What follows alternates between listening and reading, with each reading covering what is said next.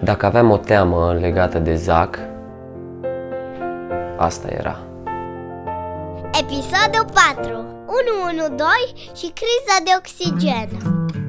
Zac era acasă la noi deja de o lună și jumătate. Toată vara nu fusesem plecați nicăieri în vacanță cu copiii. Ați văzut cu ce ne-am deletnicit din iunie și până azi. Așa că am plecat împreună și cu Zac și cu neamurile noastre și cu prietenii noștri, 10 familii în total, într-o vacanță cu rulota și autorulotele în Grecia. Zac doarme fix aici în mijloc, îi punem pătuțul la final de tot, după ce toți am trecut pe la baie, după ce fiecare ne-am pus în pat, pentru că după ce punem aici pătuțul, nu mai putem să deschidem ușa de la baie. Ai început să-ți placă și ție să bei la biberon? Iubitule! Ce scump ești! Noapte bună, Zac! De când a ajuns la noi acasă, eu am ținut legătura cu Maria, mămica lui Zac, inclusiv în Grecia.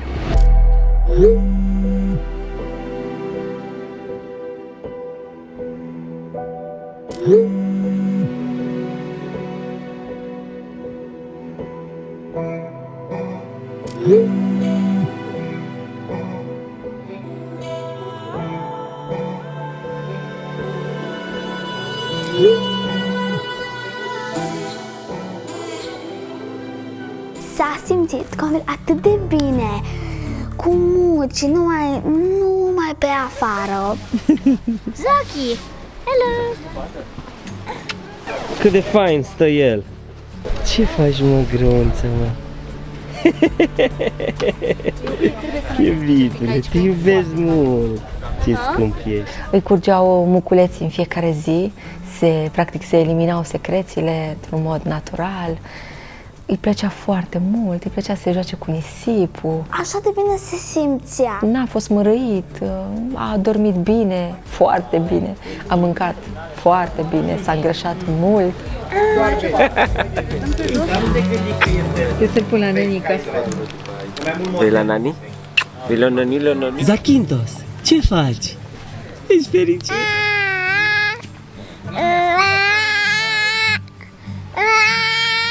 Da! Da! Ce vorbim noi doi! Da! Te simți bine? Îți place în Grecia? Da? Eu să-ți aduc vinuță, da? Iubitul meu! Ce-mi place foarte mult la Zac este că el întotdeauna caută contactul vizual să-l aibă cu persoana care se joacă cu el și nu ceea ce face sau jucăria cu care vine să-l cucerească adultul. Mi se pare extraordinar de prezent și efectiv savura fiecare secundă.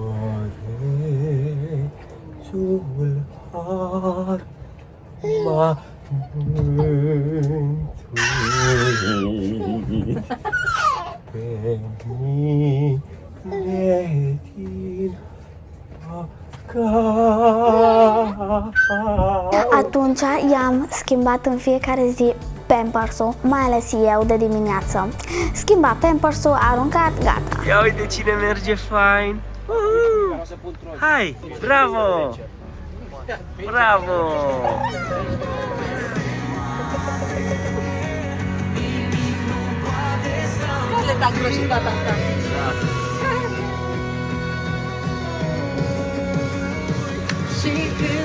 De ziua lui Zac ne-am întâlnit cu părinții lui, cu Grigore și cu Maria, și le-am prezentat posibilele scenarii cu privire la viitorul lui Zac, așa că ei au fost puși în fața unei alegeri și a unei asumări, pentru că dacă ar fi fost ca Zac să rămână la noi câțiva ani și apoi ei să-l ia, asta l-ar fi distrus pe viață, așa că alegerea asta de îl iau, nu-l iau, trebuia făcută cât de curând.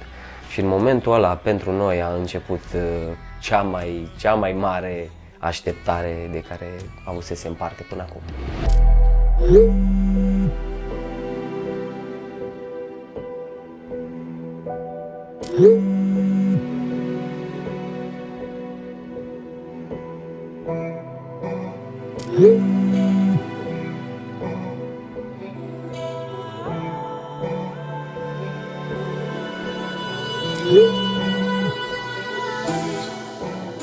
Zac fusese un copil abandonat, dar nu era abandonat de tot.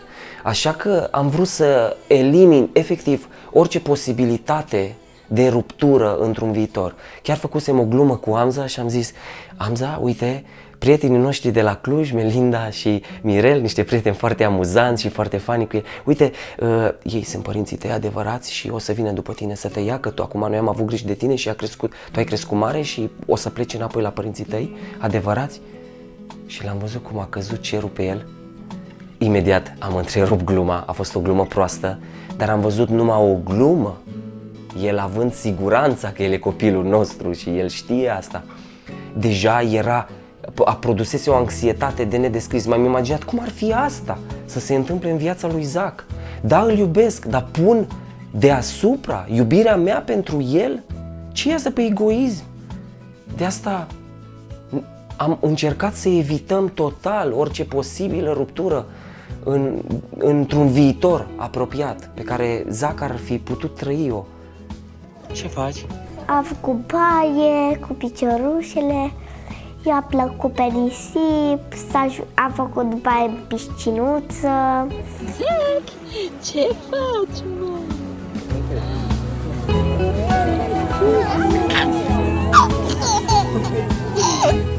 Abia că la timp!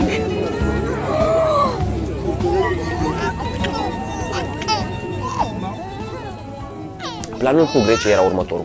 Melissa a stat 10 zile, i-am făcut procură prin care s-a întors acasă cu niște prieteni, Liviu și Emma, i-ați mai văzut, îi cunoașteți, iar noi trebuia să stăm 20 de zile. Dar după 2 săptămâni, după 14 zile, efectiv am simțit că gata, vacanța noastră s-a încheiat, cu toate că vremea era bună, apa era bună, aveam toate, cum mâncam acolo, mâncam și acasă, adică nu aveam de ce să plecăm acasă.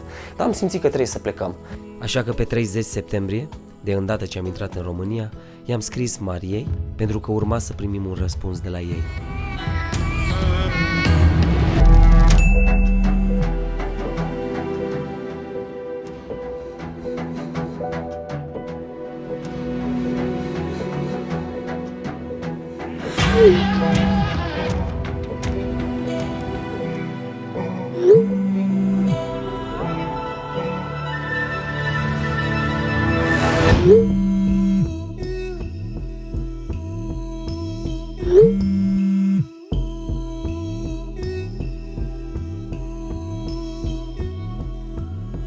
Când am aflat că va pleca, am plâns.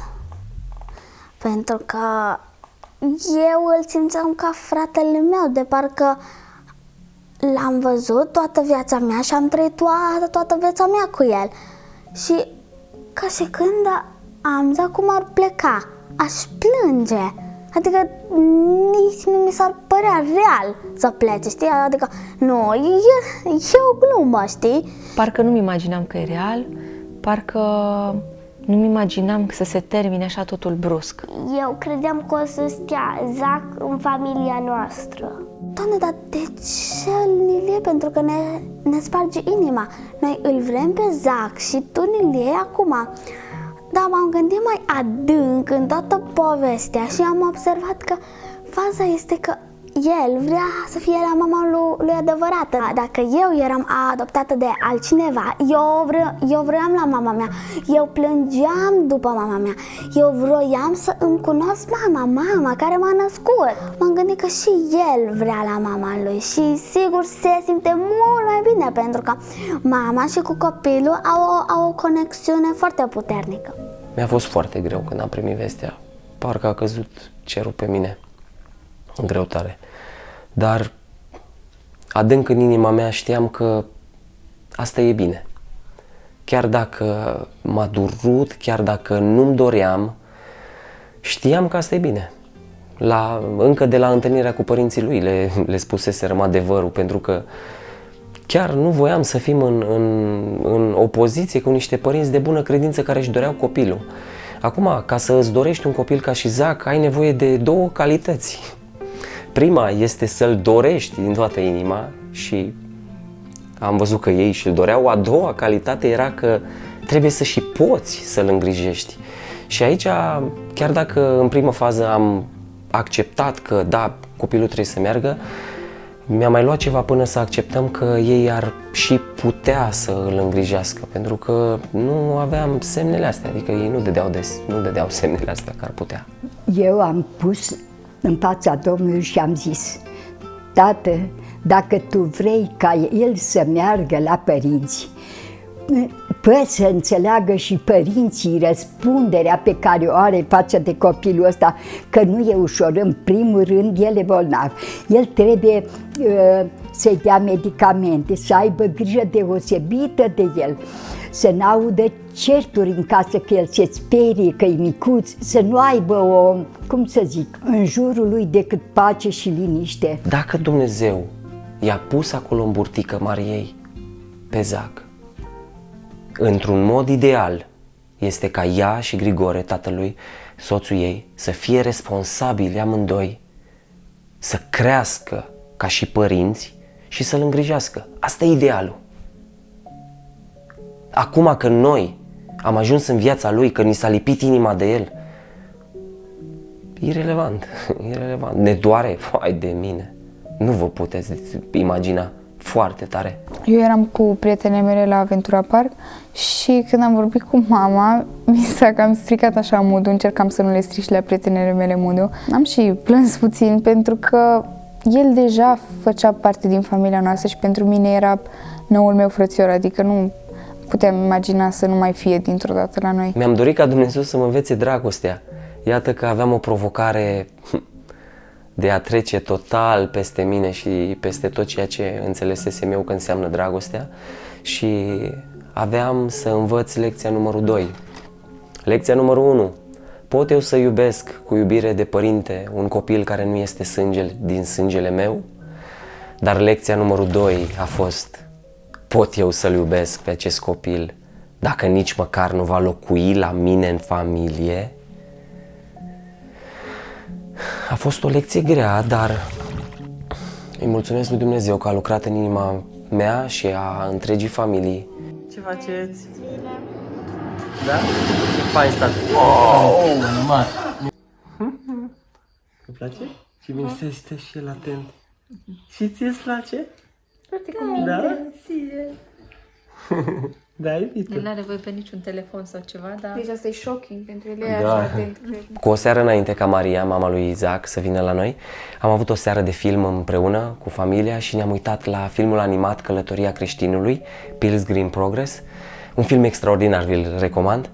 Și în film acolo personajul principal are așa o călătorie în viață, ba sus, ba jos, ba pierde, ba reușește, ba...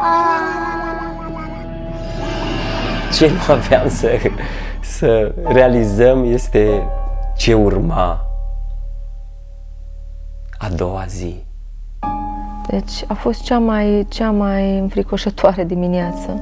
După o dimineață din aia perfectă, s-a trezit perfect. Chiar i-am făcut o poză în dimineața aia, că dormea așa, era ca o păpușă. I-am dat să mănânce, am mâncat bine, vesel. O dimineață foarte, foarte bună, nu dădea niciun semn. Și dintr-o dată să se întâmple asta. Mi-aduc aminte că a venit Sara în studio, a deschis-o și așa dintr-o dată și zis: Paul, sună la 112, s-a învinețit Zac. Poate e mai panicată Sara. Nu-mi venea să cred. Trăiam cumva coșmarul mamei lui, trăiam tot subiectul investigațiilor lui medicale și îl vedeam cu ochii noștri și nu știam ce să facem, eram neputincioși.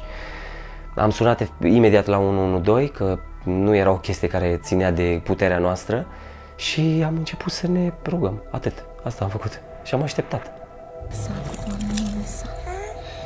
Ce, iubit, unde e aparatul? Unde e ăla de... În rulotă. Nu e rulotă, l-am căutat. Da, unde e? Nu știu. Unde e? El practic nu s-a întristat, era vesel în momentul ăla. Nu l-am văzut că nu are aer. Uite, am văzut mâinile, vezi circulația. Da? Circulația. Da. Deci nu dădea semne de lipsă de oxigen, dar pur și simplu am văzut că îi se albesc mânuțele și piciorușele, extremitățile și buzițele îi se făceau mov. Ce iubitul? Ce iubitule? Eu atunci m-am rugat lui Dumnezeu și am zis: Doamne, facă-ți voia Ta. Căutam aparatul de măsurat saturația, peste tot. Zici că atunci, nu știu, a intrat în pământ în casă. Nu merge ăsta. Nu-i citește. Da, și-a mai revenit. Da,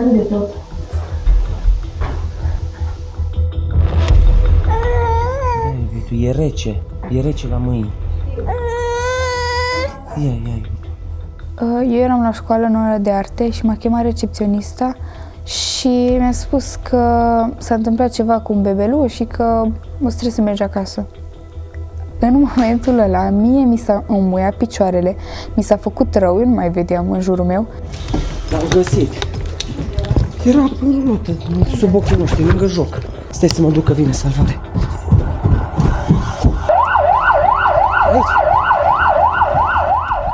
A venit ambulanța repede, deși înainte să ajungă ambulanța, a început să-și revină, dădea semne să-și revină. Dar sperietura a fost foarte mare. Nu înțelegeam de ce. Oxigen e nevoie. Dar cum e copilul? S-a învinețit și acum și-a mai revenit puțin.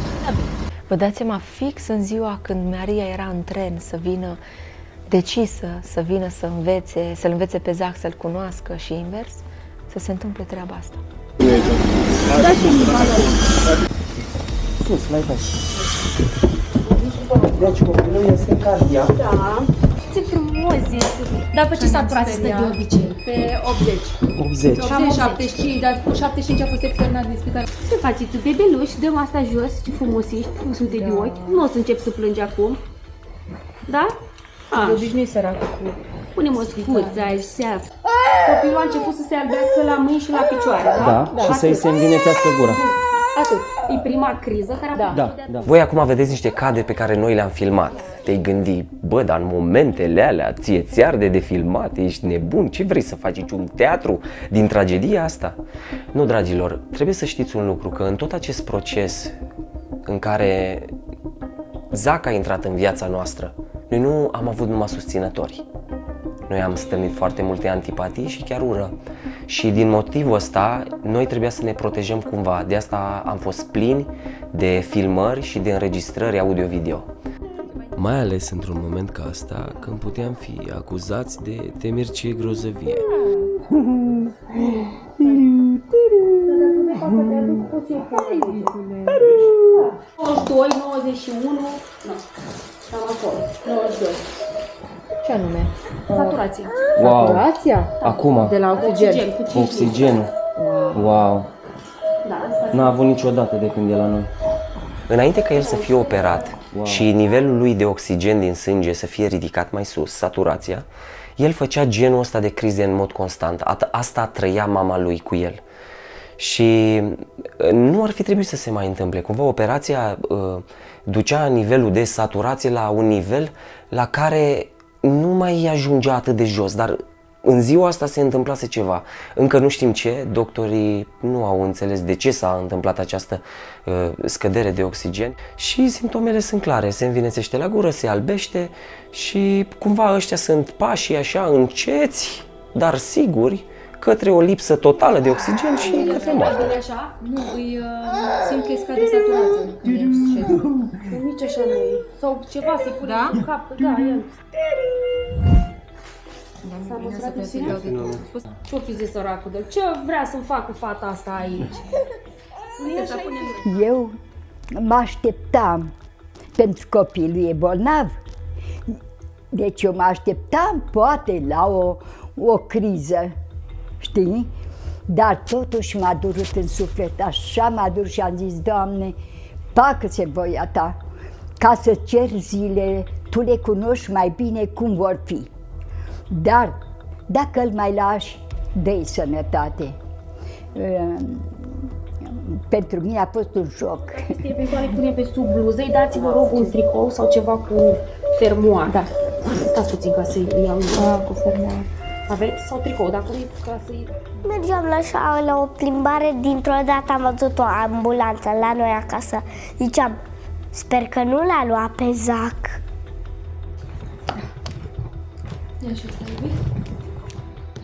Când am auzit că azi a venit salvarea, mi s-au înmuiat picioarele și rapid am sunat-o pe mama. Te ajut să te încalți? Să vă puneți centura dumneavoastră. Păi după aia l-am sunat pe tata. Eu n-am mai auzit ce a zis după ce a zis salvare și criză și s-a făcut mov, n-am mai auzit nimica. Deci un an și cât are el? Un an și o lună. Când asta? Știu că e jenă. Când a venit ambulanța, el deja își revenise, dar o chestie ca asta nu e de joacă, nu e că, dacă îți revii înseamnă că nu se poate întâmpla iar în 5 minute. Așa că Sara s-a suit în ambulanță cu toată lumea și au plecat către Brașov la spitalul de copii. Îmi dați stația, vreau băieți.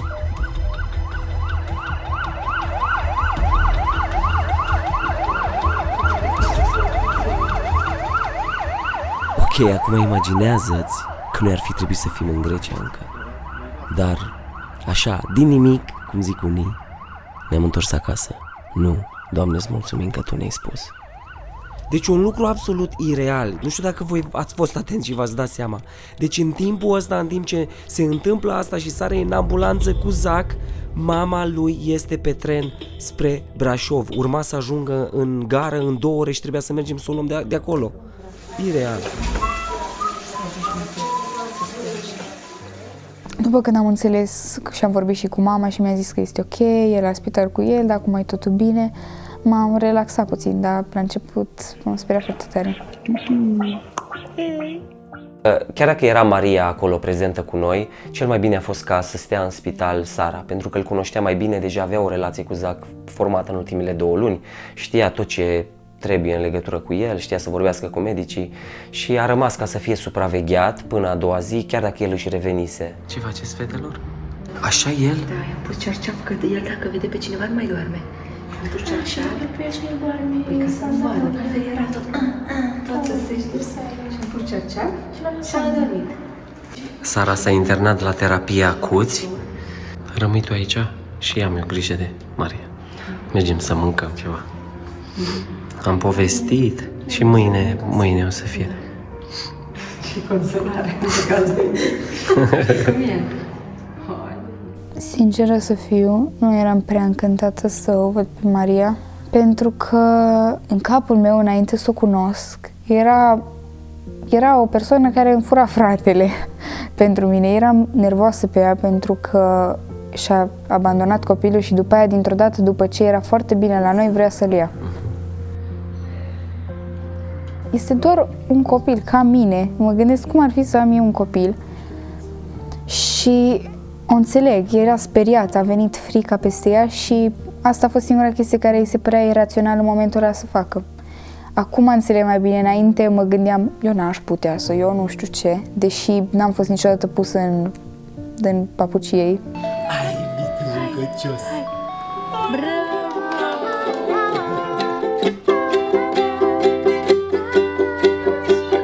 Prima dată când am întâlnit-o pe Maria, am văzut că chiar îl iubește pe Zac. Deci eram cum el șocată, cum el atât de mult îl iubește. Și cum să îl lase în spital? Dar am observat că cine l-a lăsat, aia nu era ea, era frica din ea. Mamă, ce școală aici!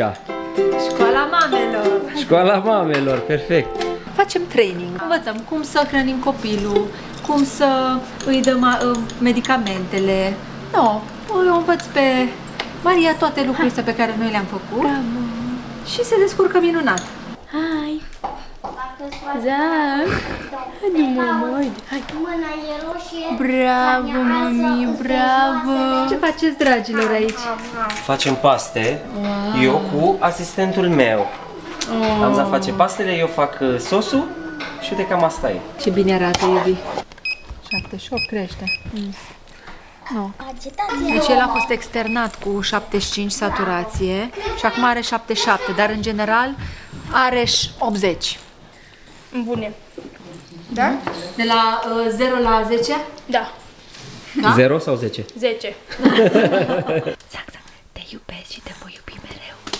Toată viața. Toată viața mea o să te caut, eu te mâine. Nu a fost ușor să o iert de tot pe Maria. Efectiv de tot, încât să zic, da, Zac, este mai bine să fie la tine decât la mine. Dar atunci când am cunoscut-o, După ce am înțeles tot contextul, situația ei, mediul în care a crescut, susținerea pe care nu o avea în jur, fricile, vârsta, toate astea, m-au făcut să zic, în primul rând, că eu nu sunt Dumnezeu. Nu sunt perfectă și nu am voie să judec. El a avut o suferință, da? Și a suferit șocul ăla și așa mai departe, n-a dormit așa bine la spital și așa mai departe și acum el recuperează și îi asimilează. El se simte bine, se simte în siguranță acum cu noi și are poftă de mâncare, e ca după o boală, știi? Da. N-ai poftă de mâncare și pe dintr-o dată când îți revii, îți vine să mănânci orice. Pornim aparatul. Mai sus de 80. Mai sus de 80. Da. Up above a word so high, like a diamond. 84. Nu cred! Tu dai seama, Da. bravo!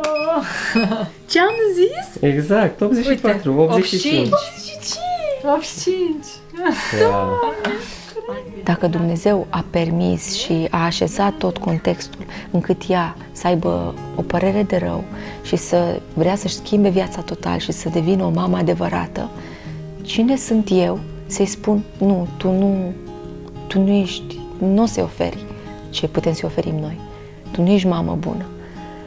Și atunci când ne-am pus întrebarea asta, mi-a fost rușine decât ce am gândit și am zis, ok, Doamne, noi suntem aici o zi sau o viață exact cum am plecat practic la drum. Nimic nu e întâmplător. A trebuit să învățăm lecția iertării cum poate n-am avut ocazia niciodată să o învățăm. Cel mai bine lăsat și tot vii și mai... Toată familia aveam să învățăm cea de-a treia lecție importantă din tot acest traseu de când l-am cunoscut pe Zac și până azi. Lecția se numește iertarea totală. Aveam niște hard feelings, cum să zic, niște sentimente grele față de Maria, pentru că ziceam, cum poți să faci așa ceva? Cum? Nu vezi? Eu un străin mă sacrific pentru el, mama lui nu poate. Și nu judecam. Asta făceam. Judecam fără să știu efectiv care e situația ei, care a fost background-ul, care a fost conjunctura. Și Dumnezeu ne-a vorbit în momentul ăla că am putea să iubim acest copil cu iubire de părinte și nici măcar să nu fie în familia noastră, dar pe mama lui am putea să o iertăm și să iubim pe toți la fel ca și cum îl iubim pe el.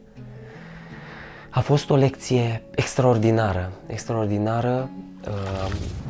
Noi suntem oameni care am fost iertați. Eu sunt un om care a primit o șansă a doua și eu cred în schimbare. Și Biblia mă învață să iert. Nu am nevoie de argumente să iert. Trebuie să iert.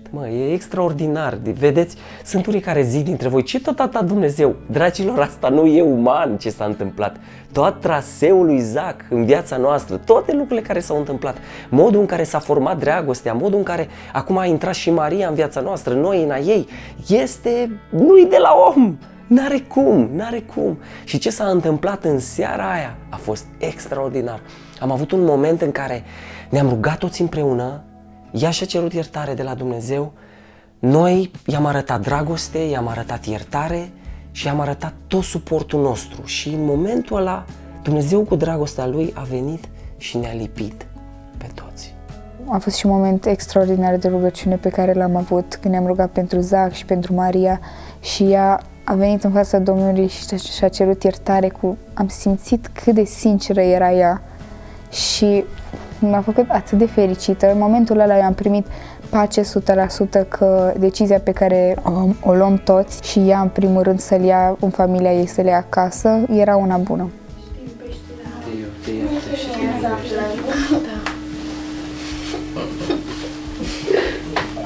Și eu m-am bucurat foarte mult când am auzit că mama lui s-a rugat ca Dumnezeu să o ierte și știu că a iertat-o pentru că El iartă pe toți cei care vin la El. Când ne-am rugat seara și eu am plâns, pentru că am observat că Maria își cere iertare din toată inima.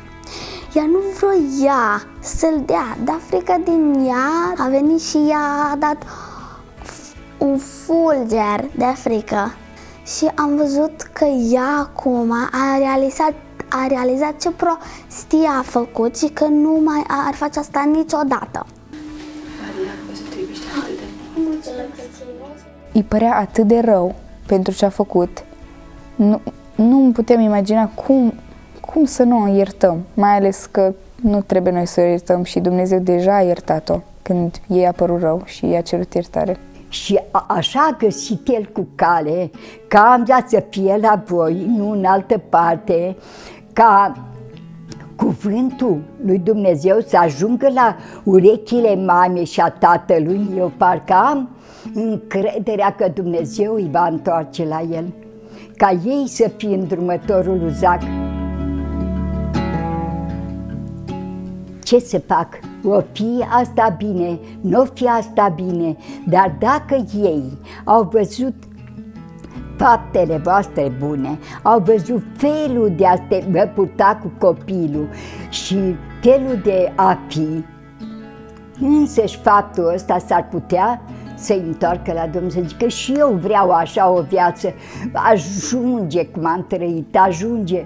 Și ca să arăt că este total parte din inima mea și că acum este și parte din familia noastră, am vrut să îi arăt iubire prin a îi face unghiile, pentru că noi la prietenele mele le mai fac, mama, și am întrebat-o dacă vrea să-i fac unghiile, ea a zis că cum, să l-am văzut ce fericită e și m-am bucurat foarte tare. Apoi am avut un timp de, cred că 2 ore dorea să-i fac unghiile și am vorbit mai mult, a fost foarte fain. Acum chiar o consider ca o prietenă.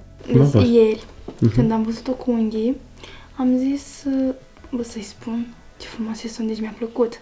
Mi-a plăcut foarte tare să-i spun dacă vrea să-mi pună. Și în momentul când am vrut să spun, a venit ea. Nu vrei să spun unghii? Deci am rămas, da. Și cu Sara, tot așa am făcut povestea asta, că am vrut să vă zic dinainte, să pot să vin aici o zi. Și atunci a fost ea, hai la noi. Hai la noi. Ce tare. Am zis, Doamne. Da. Bineînțeles că eu în continuare am avut gândul ăsta și o mică temere gen, da, e super, Maria, că vrei, e super, e extraordinar, dar oare poți? Chiar ne întrebam, oare poți? Adică era ca Melissa, mă gândeam la Melissa să-i las acum un bebe și gândeam Melissa, ia cumva lucrurile erau așa, zic, oare unde o să ajungă bebelușul? Oare tu poți, oare tu ai condițiile alea acolo? Trebuie să fii foarte responsabil, să înțelegi foarte bine. El urmează să meargă iară din nou în străinătate la consultații. Cine va merge cu el? Cine își va permite să meargă astea? La București, cum mergi? Mergi cu autobuzul printre virusii alea când el e bolnav cu plămânii și poate lua oricând o pneumonie sau ceva și îi poate fi fatală. Adică erau foarte multe întrebări. Mă gândeam, oare Maria se poate califica pentru această slujbă de îngrijitor al lui Zac? Pentru că am înțeles, da, vrei, dar oare și poți? Aveam 1.000.000 de întrebări, aveam și 1.000.000 de soluții cumva, că Dumnezeu ne aducea în fața noastră diferite posibilități de cum am putea să o ajutăm și așa, dar în continuare lucrurile erau în aer. Noi nu știam unde urma să meargă, că trebuia să le ia acasă și să plece cu el. Dar oare unde? Unde îl va duce? Noi nu știam lucrurile astea. Și am învățat să rămânem dependenți de Dumnezeu, să stăm ancorați în credință că El va avea lucrurile în control și că El este suveran. Știu că și voi aveți 1.000.000 de întrebări, încă și noi aveam. Oare cum se vor încheia lucrurile și ce face Zac astăzi?